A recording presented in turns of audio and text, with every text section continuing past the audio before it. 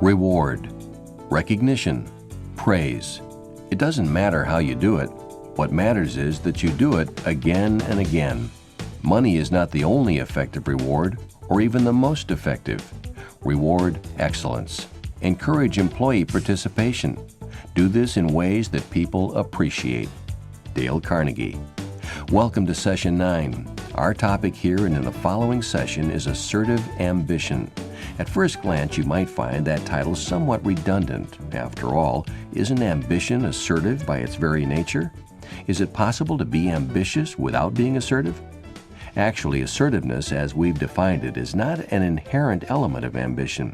Remember, there's a difference between being assertive and being aggressive. An ambitious person may be very forceful and determined without being assertive in the true sense of the word. Aggressiveness often implies getting ahead at the expense of someone else. Assertiveness is a much more inner-directed concept. It's doing what you really want and getting what you really deserve, and it includes other people doing the same. With this in mind, let's make a distinction between what might be called intrinsic and extrinsic ambition. When people are extrinsically ambitious, their ambition is directed on something outside themselves. It's directed toward an external payoff or reward, and usually that reward is of a physical or material nature.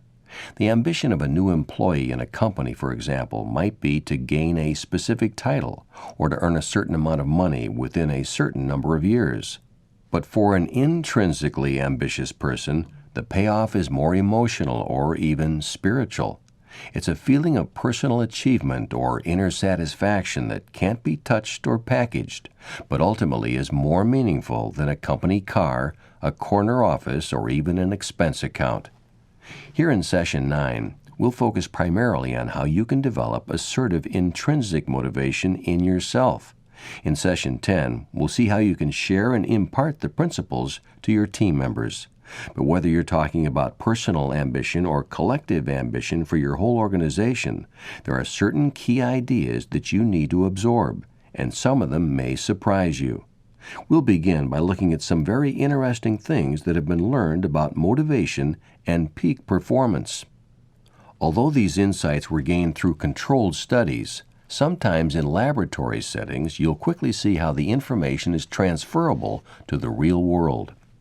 You're probably aware, for example, that in laboratory experiments, animals can learn complex tasks when they're rewarded with a bite of peanut butter or breakfast cereal.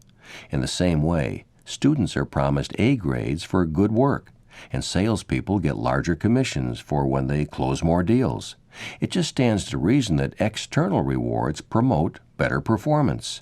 This seems like a simple law of human nature. And that's just the trouble. It's too simple. It's also wrong. A growing body of research suggests that the benefits of rewards are not as great as they might seem. Amazingly, social psychologists are finding that external rewards can actually lower performance levels. This becomes increasingly true over longer time frames, especially when the work involves creative thinking or initiating new ideas.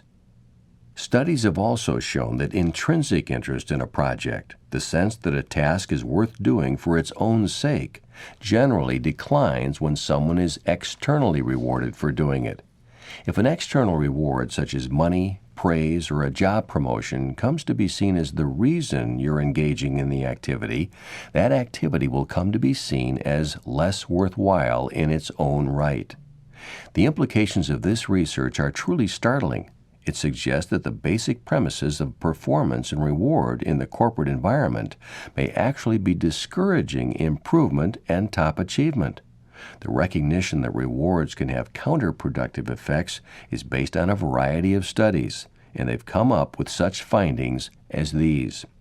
Children who are rewarded for drawing are less likely to draw on their own than children who draw just for the fun of it. Teenagers offered rewards for playing word games enjoy the games less and do not do as well as those who play with no rewards. Employees who are praised for meeting a manager's expectations actually suffer a drop in motivation.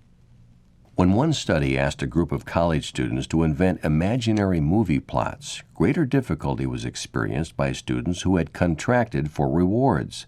In similar research, a group of creative writing students were asked to compose poetry. Some of them were given a list of external reasons for writing, such as impressing teachers, small amounts of money, or recommendations for graduate school. Others were given a list of intrinsic reasons, the enjoyment of playing with words, satisfaction from self-expression, and so forth. At the end of the study, the results were clear. Students given the extrinsic reasons not only wrote less creatively than the others, as judged by 12 independent poets, but the amount of their work dropped significantly. Rewards, it seems, have this kind of negative effect primarily with creative tasks, including higher-level problem-solving. The more complex the activity, the more it's hurt by extrinsic reward. This research questions the widespread belief that money is an effective and even necessary way to motivate people.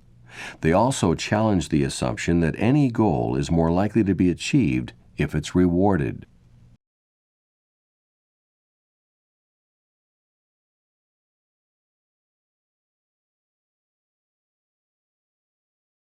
What is the logic behind these findings?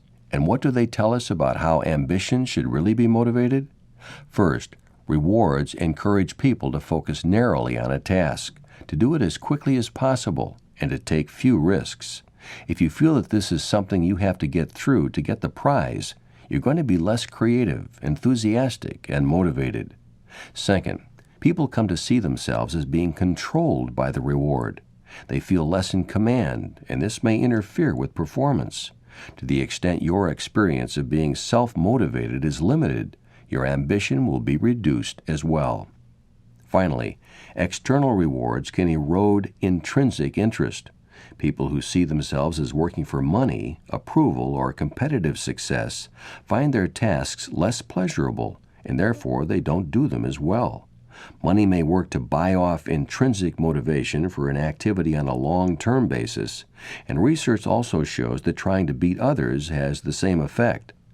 People who competed to solve a puzzle quickly were less likely than those who were not competing to keep working at it once the experiment was over. There is general agreement, however, that not all rewards have the same effect. Offering a flat fee for participating in an experiment, similar to an hourly wage in the workplace, usually does not reduce intrinsic motivation. It is only when the rewards are based on performing a given task or doing a good job of it that the problem develops. So the key lies in how a reward is experienced. If you come to view yourself as working to get something, you'll no longer find that activity worth doing in its own right. There's an important distinction to be made here, and it's a slightly subtle one. On the one hand, you can tell someone or tell yourself that you'll get a reward if you perform in a certain way. This is generally ineffective over the long term, as we've seen. But what about looking at what someone is already doing and rewarding the behaviors that are in the direction of the desired goals? For example, telling a team member that he'll get a bonus if he writes a good report is ineffective. It's much better to give him the tools and techniques to write a good report, and then giving him a bonus when he does so. Any task, no matter how enjoyable it once seemed, is devalued if it's presented as a means rather than an end. For example, a group of volunteers were told they could not engage in an activity they liked until they first took part in another activity that they also enjoyed. Although they liked both activities equally, the subjects soon came to dislike the task that was a requirement for the other. There's a little story that illustrates this principle very nicely. An elderly man was being harassed by the neighborhood children, and he finally devises a scheme to put a stop to this. He offered to pay each child $1 if they would all return on Tuesday and yell their insults at him again. The children were definitely surprised by this offer, but they eagerly complied, and they received the money. But as he paid them, the man had something more to say. He could pay them again for insulting him on Wednesday, but this time the rate would only be 25 cents per child. The kids were a bit disappointed, but they went along with the new rate. They returned on Wednesday and insulted him again. But then as he handed out the quarters, the old man informed them that Thursday's payment would be just a penny. The kids were disgusted. Forget about it, they said, and they never taunted him again. The principle that's working here isn't limited to money or other forms of physical reward. When praise or positive verbal feedback begins to be experienced as controlling, the effect on motivation can be similar to that of a financial payment. A study of corporate employees found those who were told, "Good job, you're doing just what you should be doing," were no more motivated than those who received only quantitative feedback. There's a difference between saying, "I'm giving you this reward because I personally recognize and appreciate your work," and "You're getting this reward because you've met certain standards." The first is a personal, human interaction. It's an example of assertive people skills. This ignites assertive ambition, both in the person who hears it and the person who says it. The negative impact on motivation through reward can be minimized by playing down the significance of these rewards and trying not to use them in a controlling way. You can't force ambition or motivation, but you can create an environment in which those qualities can take root and flourish.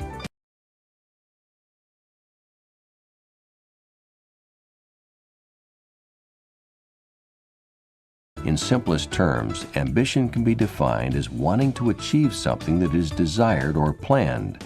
In more poetic terms, it's having a dream and experiencing success when that dream is attained. Your ambition is rewarded when your dreams come true. Exactly what makes up those dreams varies from one person to another. Dreams are a subjective experience, and so is the ambition that moves us toward them. These things can take as many different forms as there are different human beings in a family, a company, or even in the world.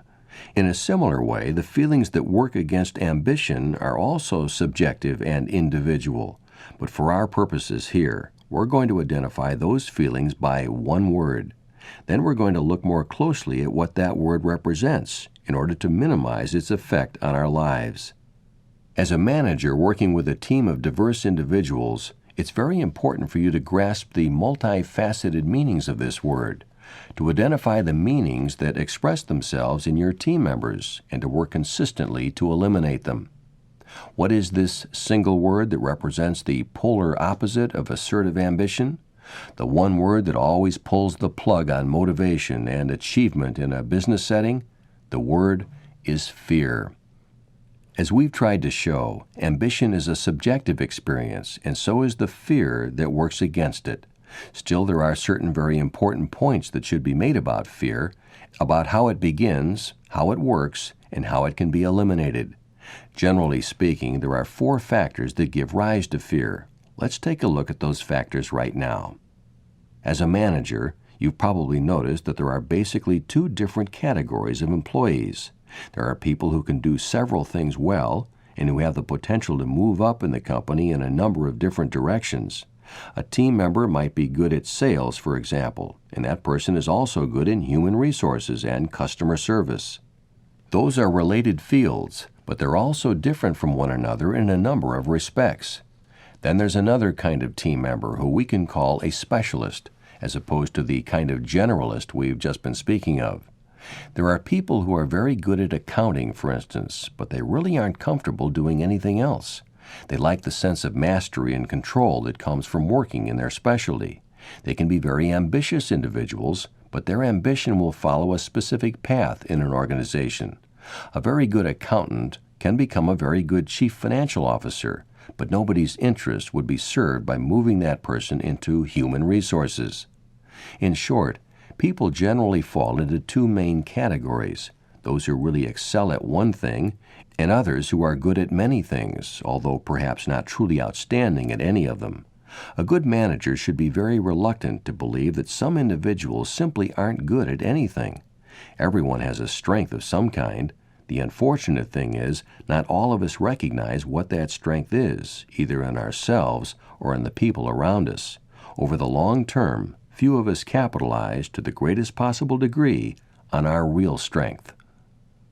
This is really a lack of self-understanding, a lack of focus on who you really are and what you really do well.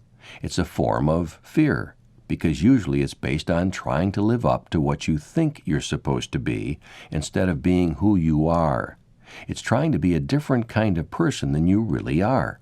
In terms of ambition, it's aspiring to the wrong thing at the basic level of your own identity.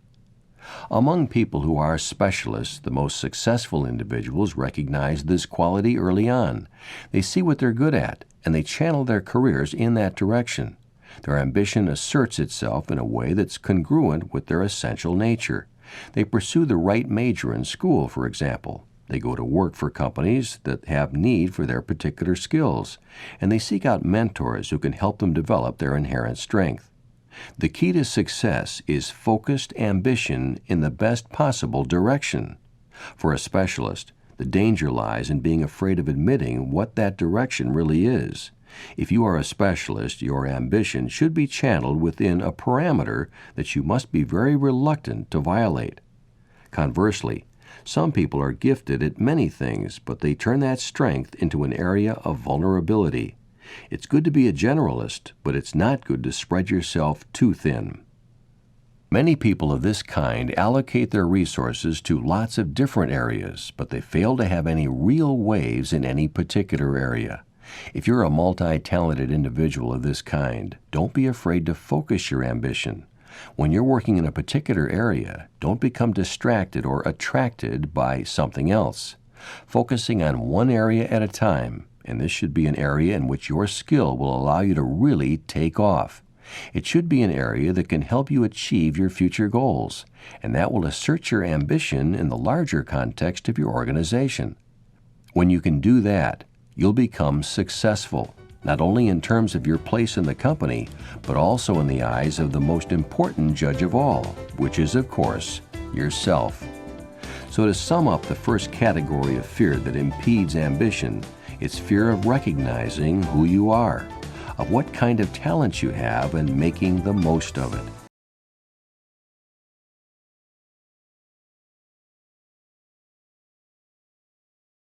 A second kind of fear manifests itself as impatience. It's being afraid to take the time to develop your abilities, and therefore very quickly getting in over your head. This is something that happens very frequently in the corporate environment, and it's especially common among very ambitious people. You want to get ahead as quickly as possible. When you see an opening, your instinct is to go for it, even if you know in your heart that you're not really ready. A very interesting study in this area focused on Army parachute training. Among every group of recruits, there were a certain number who simply froze at the doorway of the aircraft when it came time to make their first actual jump. Generally, those were not soldiers who had shown any indication of trouble during their previous training.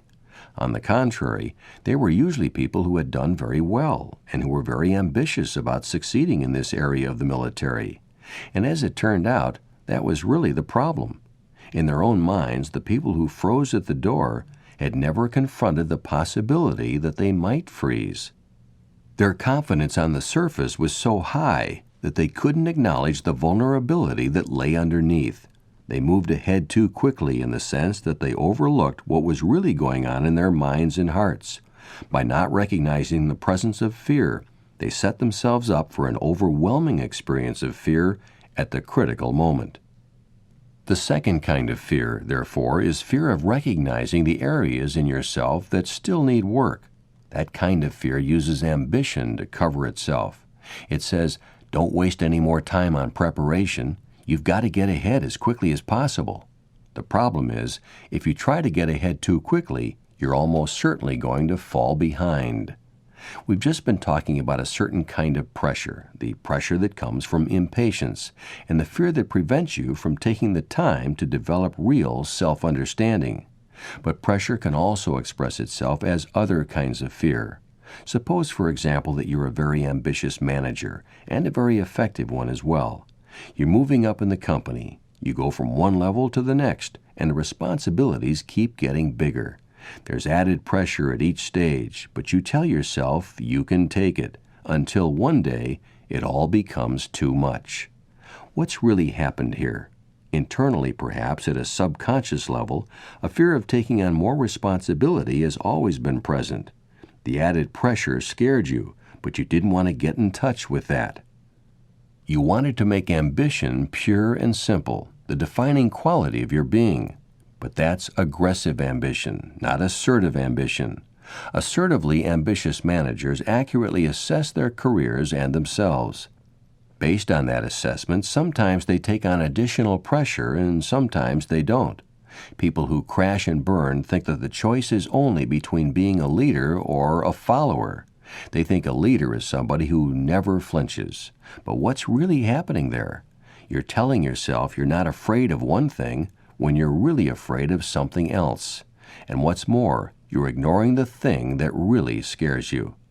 So this third kind of fear is about pressure, not only about taking on too much pressure, but about being afraid to admit that there's even such a thing as too much.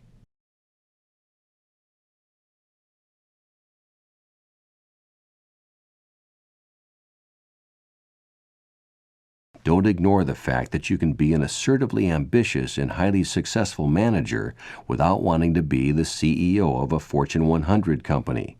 You can want to lead without wanting to lead everybody. You can still be a hugely influential person even if one or two people are more influential than you are. There's nothing wrong with this. Assertive ambition means wanting success, however you choose to define it.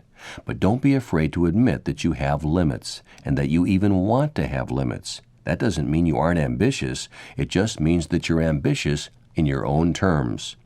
Let's use an example from the world of sports to illustrate this.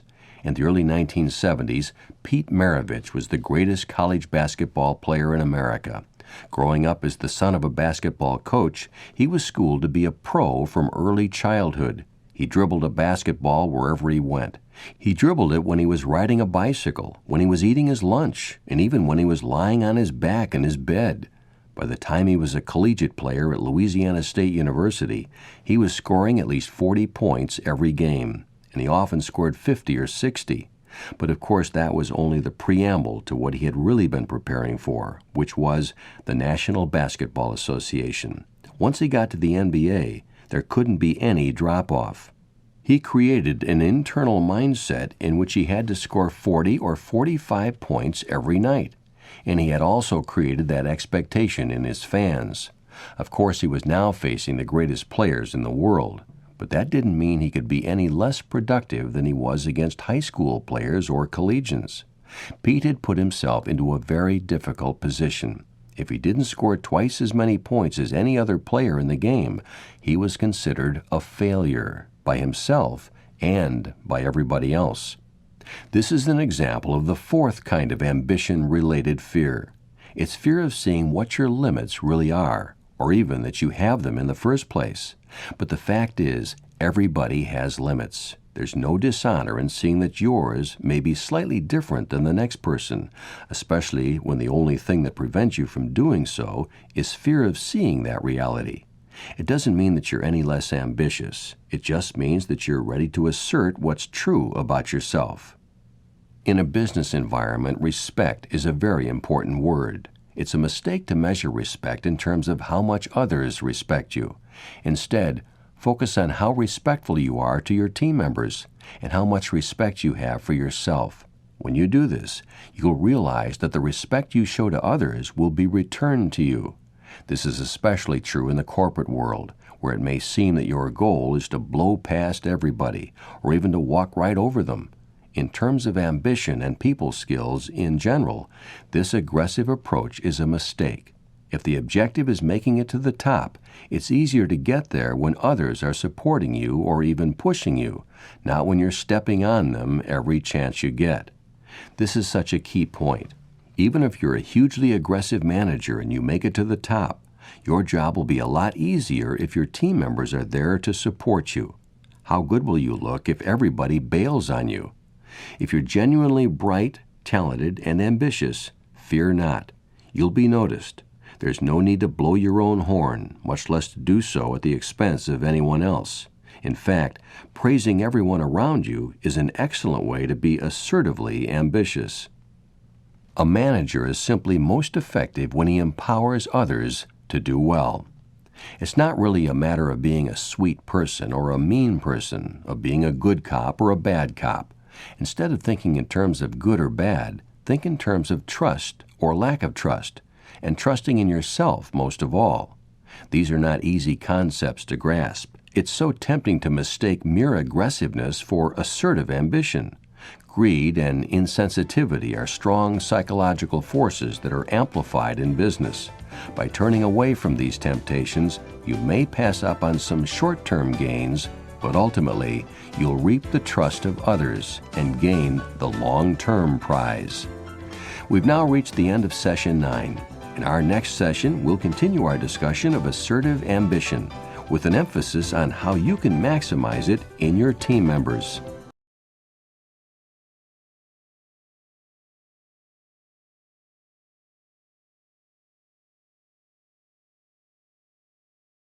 When dealing with people, let us remember we are not dealing with creatures of logic.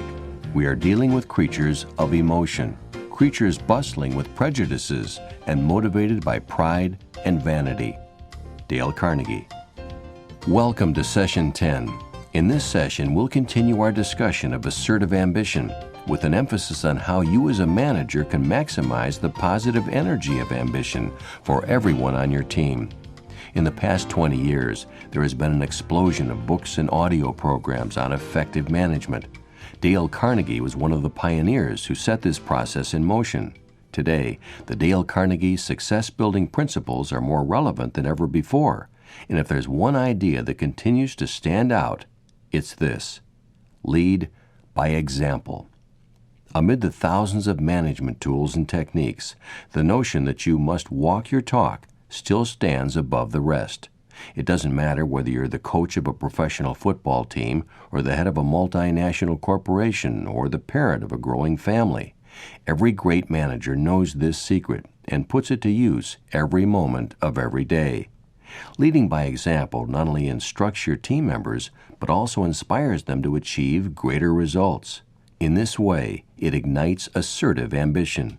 If you show what needs to happen instead of just talking about it, you and your team will reach your objective much more quickly. This can present a problem for a manager who would rather have people do as I say and not as I do, because it doesn't matter what you want others to do if you're not willing to set the example first. If you're really interested in improving the performance of your team members, the message has to come from top down. Here's an example of what this means. When Mike was named the new head of his company's marketing department, he knew he had his work cut out for him. The results in that department had been slowly decreasing, and the drop in results was crippling the company's ability to improve and expand. Mike was assertively ambitious about improving that situation, and he wanted to kindle that same ambition throughout his team. Before he stepped into his new role, Mike had been given a quick overview of the problem. Basically, the sales force was failing to meet reasonable expectations. If things didn't improve fast, Mike was to remove the current employees and hire a new team. This was a very sobering thought. Mike understood that things needed to get better, not just for his sake, but for the sake of all the people who were working for him. Based on his knowledge of the marketing department before he took over, Mike knew what the difficulty was. Very simply, the previous head of the department had not been providing the right kind of leadership.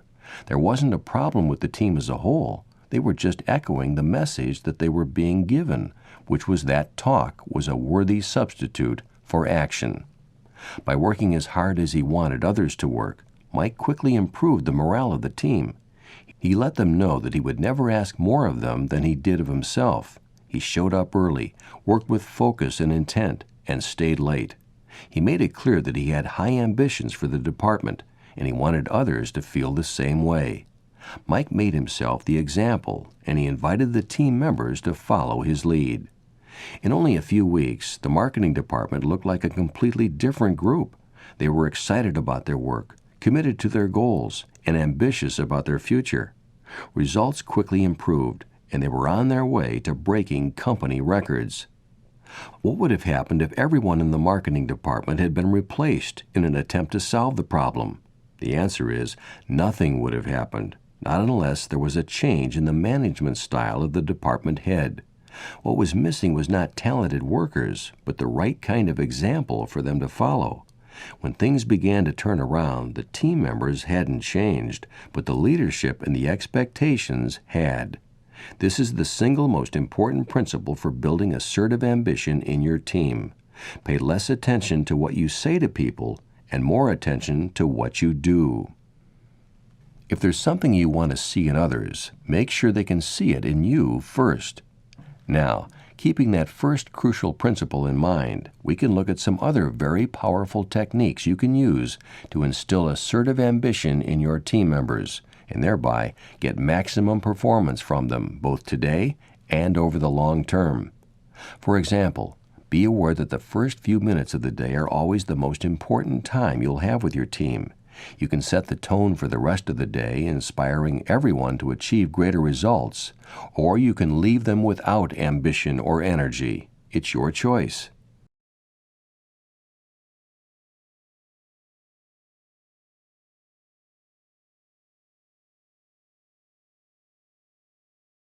Recognizing the importance of getting each day off to a great start, here are 4 specific tactics for making that happen. First, arrive early. There's nothing quite as frustrating to employees as seeing their supervisor strolling in hours after the workday has begun. It's very difficult to respect leaders who fail to give as much as they expect in return, especially when it's something as basic as getting to work on time. So arrive at work before or with your team members, and let that action demonstrate your ambition for them, for yourself, and for the company. Second, keep your energy level high. Moods and attitudes are contagious. The moment you first walk through the door, you're sending out all sorts of messages by what you say, by how you're dressed, and even by how you stand or walk. Slump your shoulders and drag your way into the office, and you'll let everyone around you know that the day is going to be long and uneventful. But if you walk in with a spring in your step and a smile on your face, you'll bring the enthusiasm necessary for a productive workday. Everyone has a vibe, and as a manager, your vibe can often overpower that of your team members. So use this power to enhance the quality of each day. Third, make it a habit to meet and greet your team with enthusiasm and good humor. Making this a personal goal is a great way you can display assertive ambition as a manager. If there's one key difference between managers who inspire ambition and those who stifle, it's the direction they head when they first come to work in the morning. Some choose to walk straight to their own offices or work area. Others take a more interactive path, and this quickly pays off with improved morale and productivity. So start the day by greeting your team members. In this way, you can let them know through your actions that you see them as important assets to the company. If you just run to your office and don't acknowledge the people around you, it can only undermine the success of the people who are relying on you for leadership. The fourth point is one of the most directly connected to our theme of assertive ambition. It concerns the level of expectation you have for your team members. Communicating these expectations can be done very simply. Just have a clear plan of action for what needs to be accomplished every day. Share that plan when you speak with your team each morning. This takes a little preparation. You'll need to formulate the daily plan, and ideally you should put it in written form, either on paper or in-house email. People need direction. They need to know where they're heading and why. So as you greet your employees, let them know what results you expect to see at the end of the day.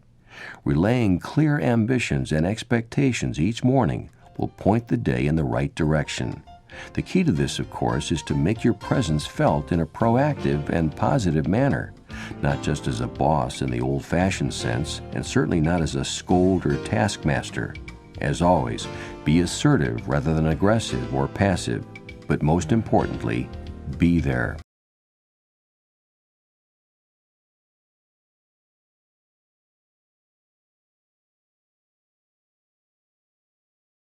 Along with our discussion of assertive ambition, it would be a mistake not to take a quick look at the opposite of ambition, and that's laziness.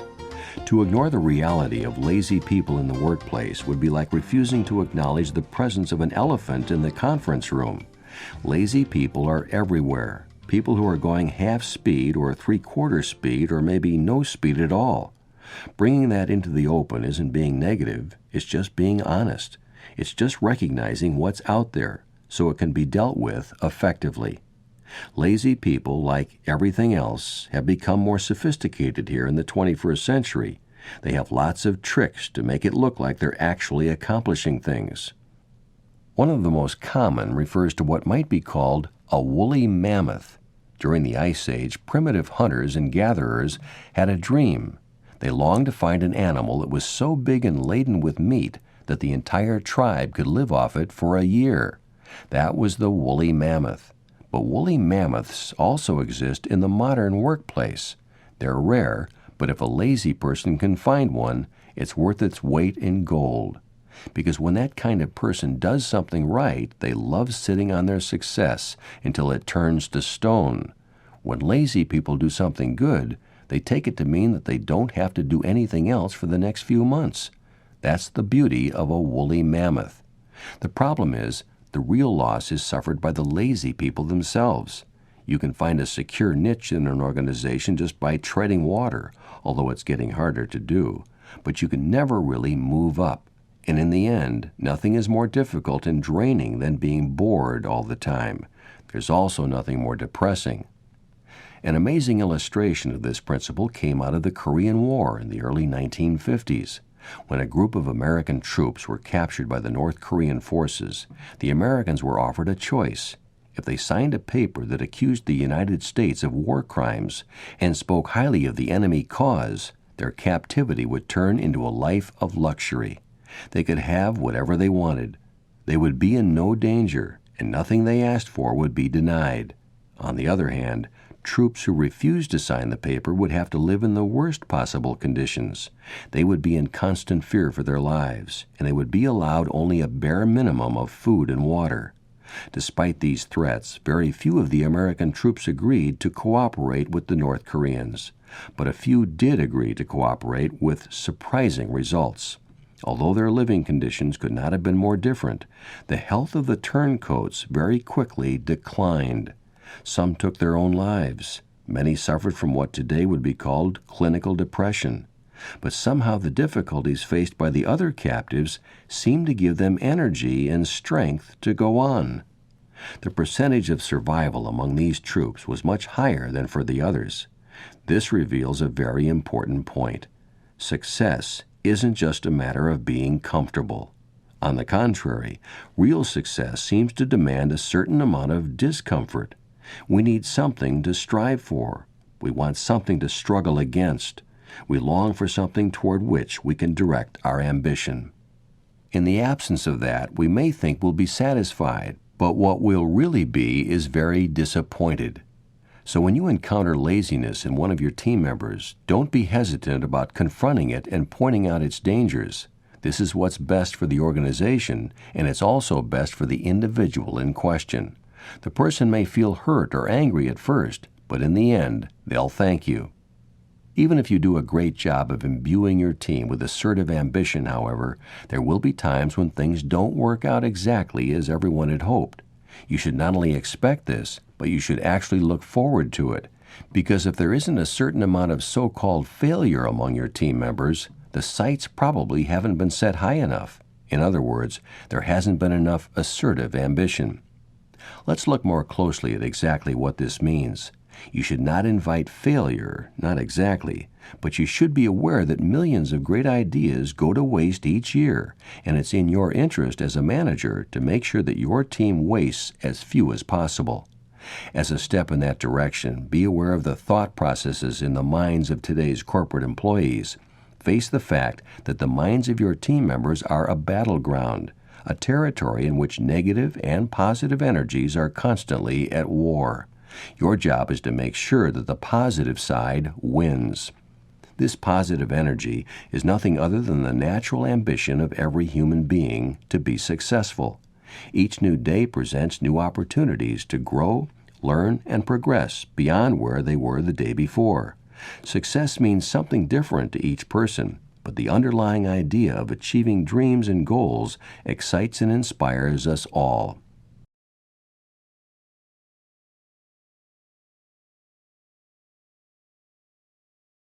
The drive of success and achievement is powerful, but sometimes a negative force can battle it to a standstill. If left to its own devices, this negative force can even win the war in a split second. What makes it especially dangerous is the fact that you can't really put your finger on it. By its very nature, it hides behind the scenes. What is it? The negative force in your team members is simply the fear of failure. It's not anything that they do, it's what they're afraid of doing. On an individual level, this fear stifles their ambition to assert their ideas in the world. Collectively, it erases a source of innovation that could improve the performance of the company. It drives people to keep still, keep quiet, and keep potentially great thoughts locked away forever. Allowing the negative force of fear to dominate a team member's workday robs both the team member and the company of something very valuable. It's not so much the result that could come from taking a chance on the new initiative. It's taking the chance as an end in itself. Sure, there will be many times when nothing comes of sticking your neck out. In fact, most of the time nothing will come of it, and on occasion it may even cost the organization some money. But the surest way to long-term failure is not risking failure in the short term, and risking it every day if possible. So which force will win the day in the minds of your team members? The answer is really up to you. It depends on the energy and atmosphere you create in your team, and especially in yourself.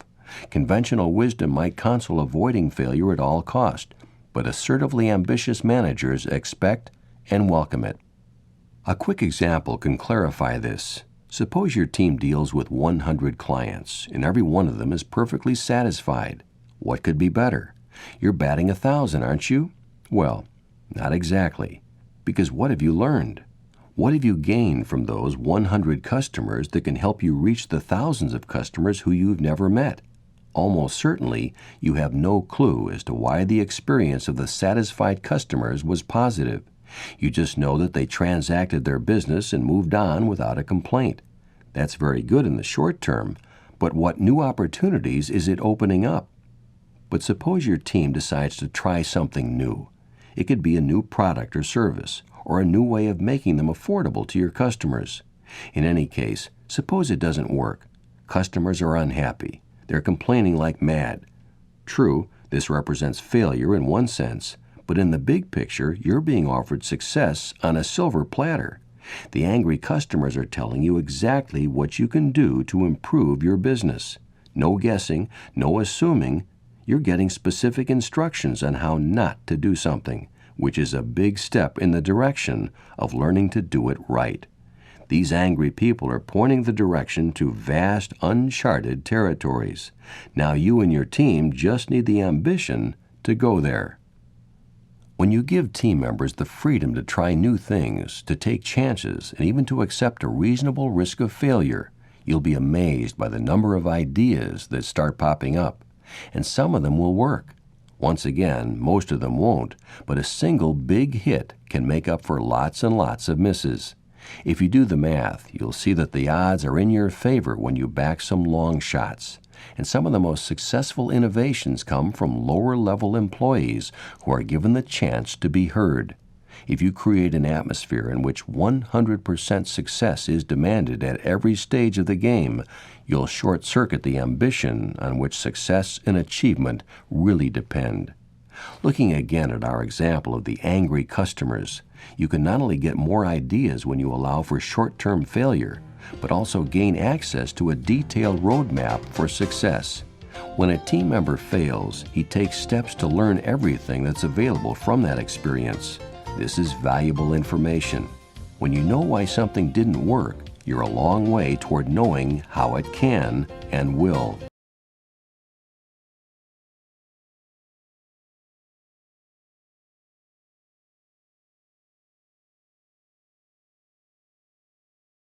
When we speak about creating assertive ambition in your team members, we need to make a distinction between theory and practice.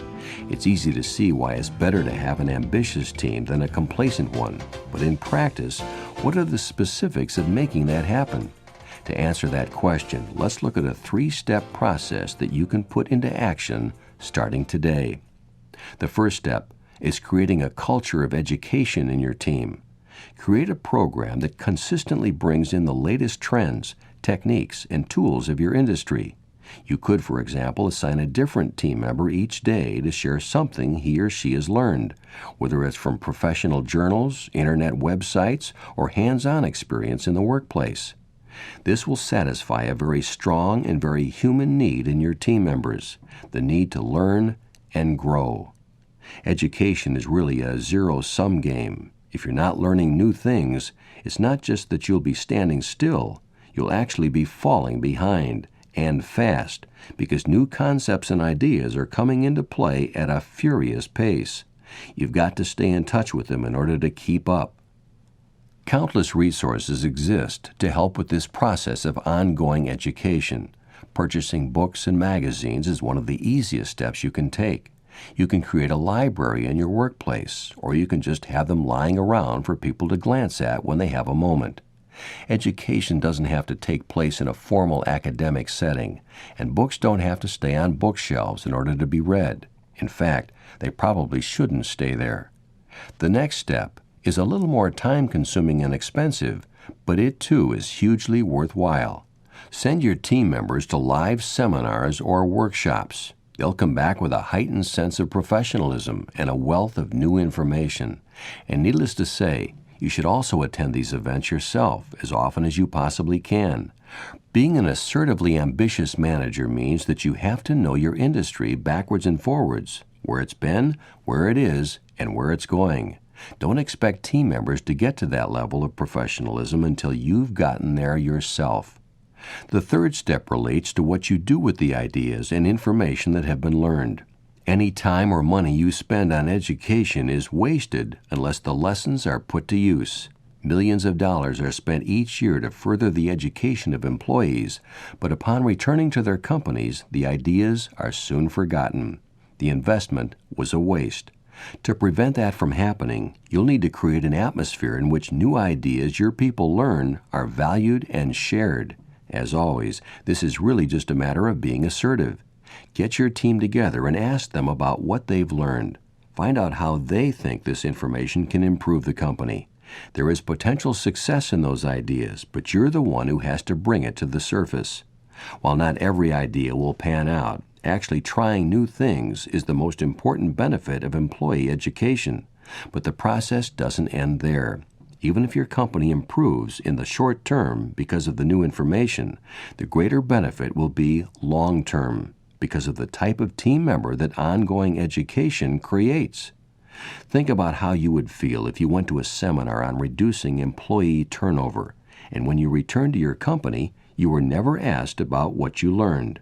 You were excited about the chance to grow, you learned some really useful ideas that would fit well with your organization, but everything you've done is wasted.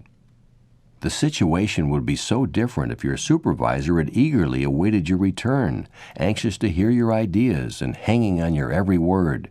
You would feel needed, important, and you would also feel ambitious for the future. By understanding how you would feel in that situation, you can grasp how team members feel also. Trying out new ideas is a way of giving everyone a chance to move the organization forward. If your team is already being given opportunities to learn and grow, you're headed in the right direction. If not, there are some changes that need to be made right away. Before we close our discussion of assertive ambition, there's one more point that needs to be made loudly and clearly. It's one thing to say that everyone should be productive and ambitious, and that you should do everything possible to foster that. But the real meaning of that can be entirely different from one person to another. Perhaps you've heard the saying that if all you've got is a hammer, everything looks like a nail. The fact is, with some team members, a hammer can come in handy every once in a while. Those are the people who need an occasional boink on the head. But with others, with most in fact, that would be a big mistake. Far too many try to motivate their teams using the one-size-fits-all approach. People on your team are as different as baked beans and apple pie. They each need an individual form of motivation, and it's up to you to discover what that is in every case. What turns them on? What turns them off? It may take a little time and effort on your part, but uncovering the powerful motivators that drive your people will be the best thing you can do for you and your team. Be assertively ambitious about making that discovery.